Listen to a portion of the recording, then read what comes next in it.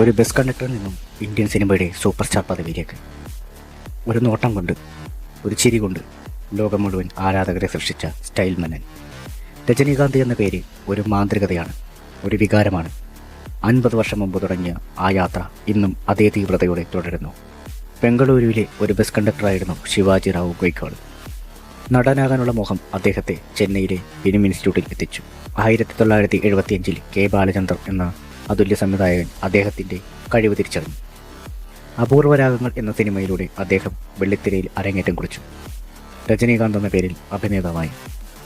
തുടക്കത്തിൽ വില്ലൻ വേഷങ്ങളായിരുന്നു, എന്നാൽ ആ വില്ലൻ വേഷങ്ങളിൽ പോലും ഒരു പ്രത്യേക സ്റ്റൈലുണ്ടായിരുന്നു.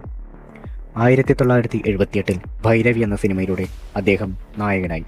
അതൊരു തുടക്കമായിരുന്നു. 1980കളിലും 90കളിലും രജനീകാന്ത് ഒരു പ്രതിഭാസമായി വളർന്നു. സിഗരറ്റ് ഫ്ലിപ്പ്, കൂളിംഗ് ഗ്ലാസ് വയ്ക്കുന്ന രീതി, ഡയലോഗ് പറയുന്ന ശൈലി, ഇതെല്ലാം അദ്ദേഹത്തിൻ്റെ ട്രേഡ് മാർക്കായി. അണ്ണാമലൈ, ഭാഷ പോലുള്ള സിനിമകളിലെ മാസ് രംഗങ്ങൾ തിയേറ്ററുകളിൽ ആവേശത്തിലെടുത്തി.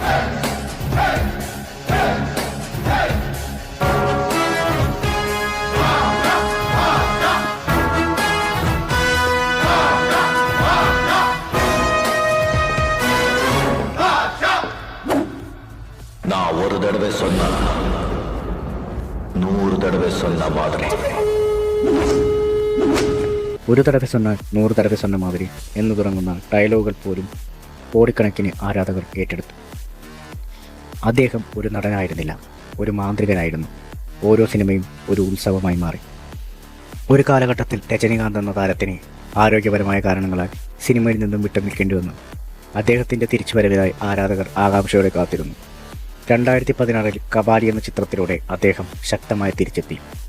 പഴയ തീപ്പൊരിയുടെ ശക്തി അദ്ദേഹം വീണ്ടും തെളിയിച്ചു.